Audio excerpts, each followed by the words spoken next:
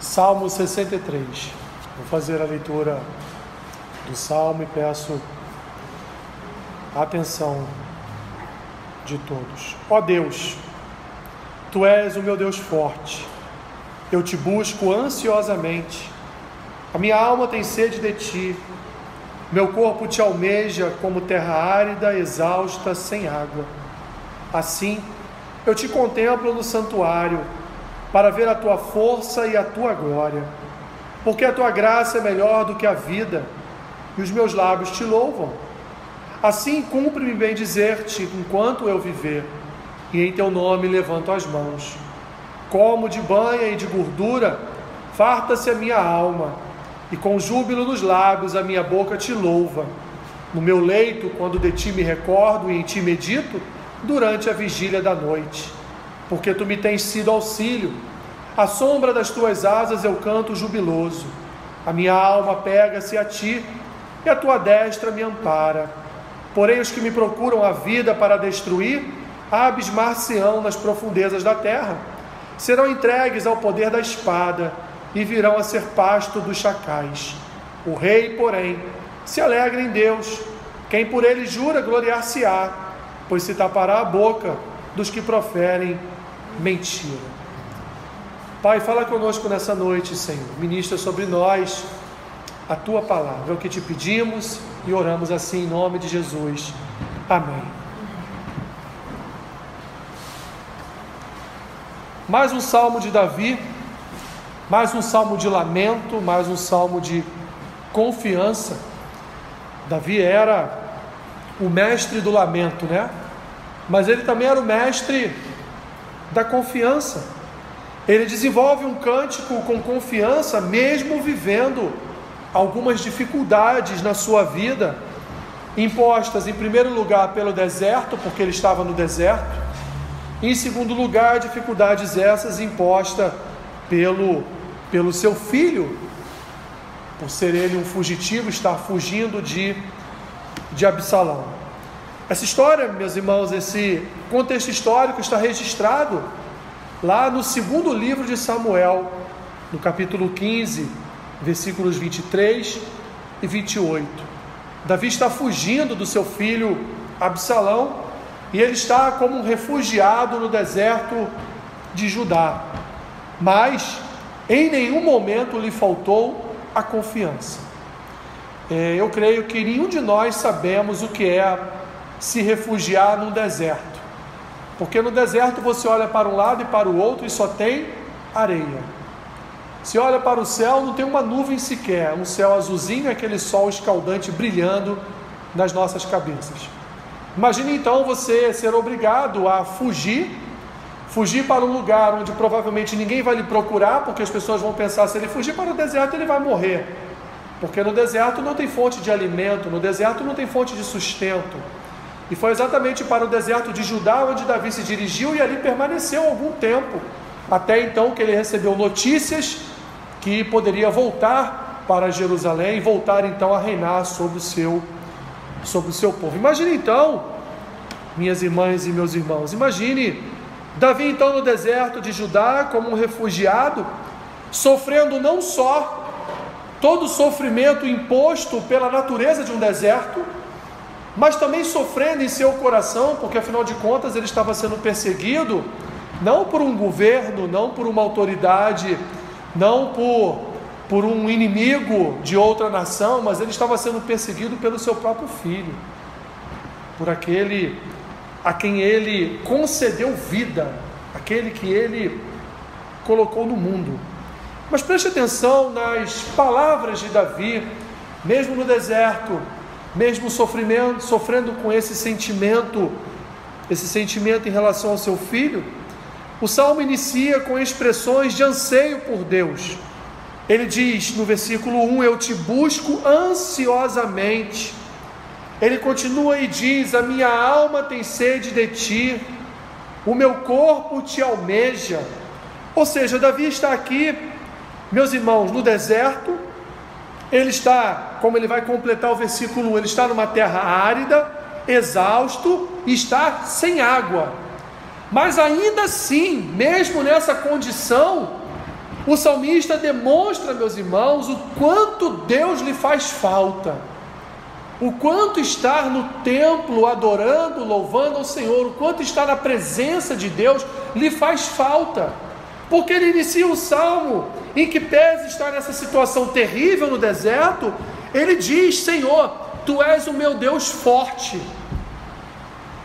em Ti eu espero ansiosamente, a minha alma tem sede de Ti. Ou seja, ainda que eu tivesse um oásis aqui na minha frente para mergulhar, nadar, beber de toda a sua água, ainda assim a minha alma ia ansiar por Tuas águas, ainda assim eu estaria com sede do Senhor. O meu corpo Te almeja, ou seja, o meu único sustento, aquilo que vai me manter em vida, é o Senhor. Não é eu estar num oásis no deserto, não é eu estar diante de uma mesa cheia de frutas para me alimentar, mas o que vai sustentar a minha alma, o que vai sustentar o meu corpo, o que vai me manter firme, de pé, em confiança, é a Tua presença. Igreja, nós não podemos abdicar da presença do Senhor em nenhum momento das nossas vidas, principalmente nos momentos em que nós estamos, por uma natureza humana, intrínseca logicamente a cada um de nós, estamos nos sentindo sós. Mas não podemos em nenhum só dia das nossas vidas abdicar da presença de Deus, seja no deserto, seja na fartura, seja, meus irmãos, na falta de alguma coisa, seja na abundância de tudo. Nós não podemos abdicar da presença de Deus, porque Deus é o único que nos mantém de pé, Deus é o único que nos guarda. Mas Ele não para por aí. Nos versículos 3 e 4, Ele vai projetar o seu futuro louvando. Olha o que Ele diz: porque a Tua graça é melhor do que a vida, os meus lábios Te louvam. Davi está dizendo: Senhor, se eu vier a morrer aqui no deserto, pouco importa, porque a Tua presença, a Tua graça, o Teu amor, a comunhão com o Senhor, a aliança contigo é maior do que a minha própria vida. Conseguimos, minhas irmãs e meus irmãos, pensar dessa forma, que a graça de Deus é maior do que a nossa vida, que a presença de Deus ela é mais abundante do que o nosso respirar, de que o amor de Deus é maior do que a nossa própria existência, porque foi pelo seu amor que Ele nos salvou, foi pela sua graça que Ele nos resgatou do império das trevas, foi por sua misericórdia, meus irmãos, que Cristo se entregou naquele madeiro, para morrer a morte que estava apontando para cada um de nós. Ele diz no versículo 4: assim, cumpre-me bem dizer-te enquanto eu viver, e em Teu nome levanta as mãos. Pense só por um momento. Ele vai falar sobre a vigília da noite, ele vai falar que ele orava nas madrugadas. O deserto é muito quente durante o dia e muito frio durante a noite. Imagine as madrugadas gélidas de Davi no deserto de Judá. Imagina ele ali dobrado com os seus joelhos naquela terra, naquela areia, naquele pó, e levantando as suas mãos ao Senhor, olhando para um lado e para o outro e dizendo: eu não tenho nada, mas o que eu tenho é o Senhor, é a Tua presença. Por isso que o Senhor é maior do que a minha própria vida. Ele cria no seu coração uma expectativa de um dia, minhas irmãs e meus irmãos, levantar as suas mãos no templo em adoração ao Senhor. Ele expressa aqui uma saudade de adorar, e ele imagina no futuro ele retornando para Jerusalém e podendo então peregrinar junto com todo o povo, e ali não só ofertar sacrifícios agradáveis ao Senhor lá no templo, mas também ofertar ao Senhor suas orações, seus louvores, sua adoração. Davi estava de fato passando por um momento terrível na sua vida, talvez um dos mais terríveis na sua história. Davi estava passando naquele momento, mas em nenhum momento ele deixou de glorificar e louvar a Deus. Em nenhum momento, igreja, ele se ajoelhou e disse: por que o Senhor está fazendo isso comigo? Por que o Senhor está permitindo que o meu filho venha contra mim? Por que o Senhor está permitindo que da minha própria casa venha a engendrar terrores sobre a minha vida? Mas não, ele prefere, ao invés da murmuração, ele prefere a glorificação. Ao invés do reclamar, ele prefere louvar. Ao invés de olhar para a sua circunstância, ele prefere olhar para um futuro glorioso na presença de Deus. Vivo ou morto? Davi não dá a mínima importância, queridos, a mínima importância se daqui um dia ou dois ele estaria vivo ou morto. A importância que ele dá é: Senhor, eu preciso de Ti, minha alma anseia pela Tua presença, o meu corpo precisa do Senhor, o meu coração depende da Tua palavra, depende da Tua presença, eu dependo dessa aliança com o Senhor, eu sou completamente dependente. Se eu vier a morrer, morrerei com o Senhor, se eu vier a viver, viverei com o Senhor, mas ainda assim, morto ou vivo, o que importa é que nesse momento eu ainda posso levantar as minhas mãos e adorar e louvar o teu nome. Davi não tinha medo do seu futuro, Davi não tinha medo dos seus adversários, porque Davi confiava no Deus da sua salvação, Davi confiava no Senhor da sua alma, Davi confiava no Deus que já o havia livrado tantas e tantas vezes e agora viria a livrá-lo mais ainda. O seu prazer, minhas irmãs e meus irmãos, o seu prazer estava no Senhor. Ele era um refugiado no deserto, mas isso não impediu Davi de meditar em Deus, até mesmo na vigília da noite. Isso não impediu Davi de confiar no Senhor, mesmo estando vulnerável a agressões, mesmo estando vulnerável à morte, mesmo estando vulnerável ali a passar fome, passar sede, e seu corpo não suportar o peso do deserto. Davi confiava no Senhor. Davi confiava em Deus plenamente. Ele diz no versículo 5 e 6: como de banho e de gordura farta-se a minha alma, e com júbilo nos lábios a minha boca te louva. No meu leito, quando de ti me recordo, em ti medito durante a vigília da noite. Por quê? Porque tu tens sido o auxílio. À sombra das tuas asas eu canto jubiloso. A minha alma pega-se a ti, a tua destra me ampara. Lembram-se daquela palavra de Jesus para Jerusalém? Jerusalém, Jerusalém, como eu queria ser como uma galinha, colocar os pintinhos debaixo da minha asa, queria proteger vocês, queria guiar vocês, queria estar com vocês todos os dias, mas vocês me rejeitaram. Davi está ali se colocando debaixo das asas do Senhor. Davi está ali dizendo: em ti eu me refugio, eu medito no Senhor durante a vigília da noite, porque o Senhor tem sido o meu auxílio, é o Senhor que me ampara, é a tua destra que está sobre a minha vida, me amparando e me abençoando. A destra do Senhor, meus irmãos, está sobre cada um de nós. A boa mão do Senhor está sobre as nossas vidas. Não duvide disso. Deus toma conta da tua vida, Deus guarda a tua vida, seja no deserto, seja na floresta em abundância de frutas, Deus guarda a tua vida.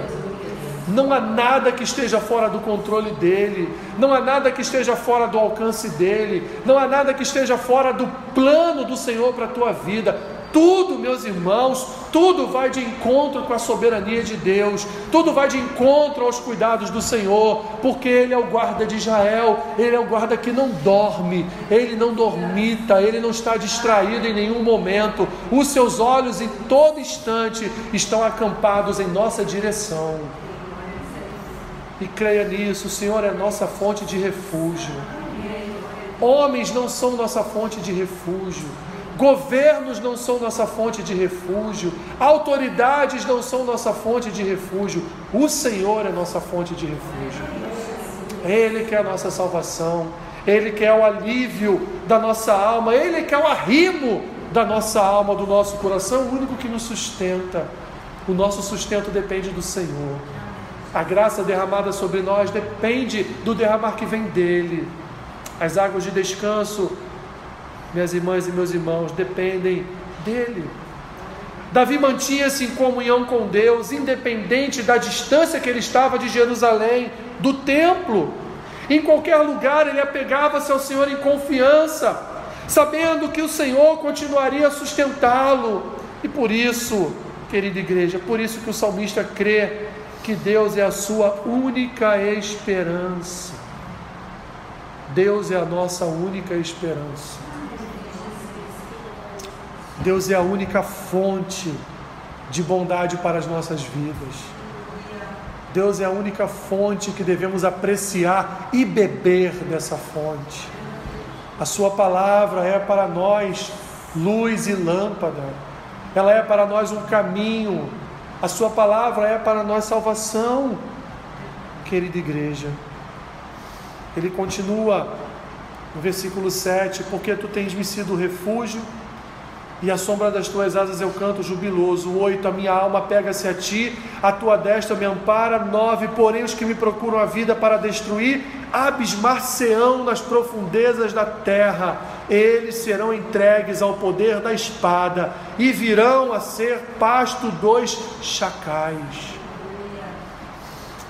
É isso, igreja, que vai acontecer contra os inimigos da igreja. Não se engane, os inimigos da igreja serão devorados por chacais, virarão pastos de chacais. Eles ficarão abismados com o poder que cerca a igreja, ficarão abismados com aquele que nos cerca, nos protege e nos guarda, porque o Senhor é a nossa justiça, o Senhor é a nossa lei, o Senhor é a nossa esperança. Não há juiz no mundo, não há homem que faça justiça nessa terra. O Senhor é a nossa justiça, Ele é juiz de tudo e de todos. E um dia, a igreja, Ele julgará vivos e mortos. Vivos e mortos. E nenhum voto poderá salvar qualquer iníquo das mãos do juízo do Senhor. Nenhum poder terreno, nenhuma autoridade terrena, nem o mais profundo de uma caverna poderá salvar os ímpios de virarem pastos de chacais. É isso que vai acontecer. Sua vida estava em perigo, mas a justiça de Deus vencerá. Seus filhos, seu povo serão salvos e continuarão a louvá-lo, enquanto os ímpios serão contidos nas suas maldades e experimentarão as obras de suas próprias mãos. Como Davi diz em outros salmos, os inimigos cavam suas próprias covas e lá eles mesmos cairão. E ele termina, meus irmãos, no versículo 11: o rei, porém, se alegra em Deus. Quem por ele jura, gloriar-se-á, pois se tapará a boca dos que proferem mentira. Igreja, precisamos buscar, ter sede, almejar a presença de Deus, porque isso são características de uma vida cristã. Isso são características de uma vida de aliança. Isso são características de uma vida de comunhão com o Senhor. Buscar, ter sede, almejar a presença de Deus. Precisamos, queridos, ser apegados a Deus. Muito mais do que somos apegados a filhos, muito mais do que vocês são apegados a maridos, muito mais do que somos apegados a esposas, a pais, a mães, devemos ser apegados ao Senhor. Muito mais do que a falta que você sente talvez de um filho que está longe, de uma filha que está longe, de um pai ou de uma mãe que já se foi. Muito mais do que essa saudade, você deve sentir saudade da presença do Senhor todos os dias, porque é a sua presença que nos sustenta, é a sua presença que nos guarda, a sua presença que refrigera a nossa alma, é que nos enche de confiança, é que nos enche de prazer em ouvir a sua voz através da sua palavra. Os que se alegram em Deus, meus irmãos, serão recompensados. Ele termina dizendo: o rei, porém, se alegra em Deus. Quem por ele jura, gloriar-se-á. Nós que nos alegramos em Deus seremos recompensados no futuro, porque o Senhor é a nossa alegria. Jesus é, como diz aquela canção, famosa canção, Jesus é a alegria dos homens. Jesus é a alegria dos homens. Jesus é a nossa alegria. Não importa o momento, não importa a tribulação, não importa a tempestade, Jesus é a nossa alegria. Ele é a nossa salvação. É Ele que guarda a nossa entrada e nossa saída. É Ele que promove em nós o derramar da sua graça. Portanto, leve em seu coração essa palavra de confiança, de esperança, de fé, que Jesus está vendo. Ele está vendo as suas lágrimas. Ele está vendo, Ele está permanentemente atento aos anseios do seu coração. Ele ouve o seu clamor, Ele ouve o seu choro, Ele ouve o seu pranto, Ele também ouve a sua alegria, Ele também vê o seu prazer em servi-lo. O Senhor é contigo, o Senhor é contigo, o Senhor é com a sua igreja, o Senhor é com cada um de nós. Louvamos a Deus por isso, louvamos a Deus por isso. Obrigado, Jesus. Obrigado por ser a nossa luz e a nossa esperança. Obrigado por ser o socorro bem presente nos momentos de tribulação. Obrigado por ser as nossas asas em que nós encontramos refúgio. Obrigado por ser o nosso castelo forte, em que encontramos fortaleza, em que encontramos um lugar onde nos esconder. Obrigado, Senhor. Obrigado. Abençoe o teu povo, Senhor. Abençoe a tua igreja no Brasil, Senhor. Abençoe essa nação, Pai. Nós te pedimos, afasta-nos de todo o mal. Guarda-nos de todo o mal, Senhor, para a glória do teu nome. Que a tua igreja seja sal e luz nessa nação. Que o teu evangelho venha reverberar através de nós nessa nação. Usa-nos, Senhor, para a glória do teu nome. Usa-nos para a manifestação da tua graça e do teu poder. Enche-nos da presença do teu Espírito. Derrama sobre nós os dons espirituais, Senhor. Usa a tua igreja com poder, com autoridade. Usa a tua igreja, Senhor, para que tu venhas a ser glorificado através do testemunho do teu povo. É o que nós te pedimos nessa noite, Senhor. E assim oramos, gratos a ti por tudo. Leva-nos em paz, abençoa-nos durante essa semana. Guarda-nos, Senhor, debaixo das tuas asas, ó Deus. Somos gratos a ti por mais um ano de vida de Roberto, Pai. O Senhor o livrou da morte. O Senhor o livrou de algo pior, Pai. Obrigado, Senhor, obrigado. Venha revestir e capacitar o teu servo com as tuas mais ricas bênçãos. Multiplica seus anos de vida, Senhor, com paz, saúde e prosperidade. É o que nós te pedimos, Senhor. E assim oramos. Leva-nos em paz, em nome de Jesus. Em nome de Jesus. Amém. Amém.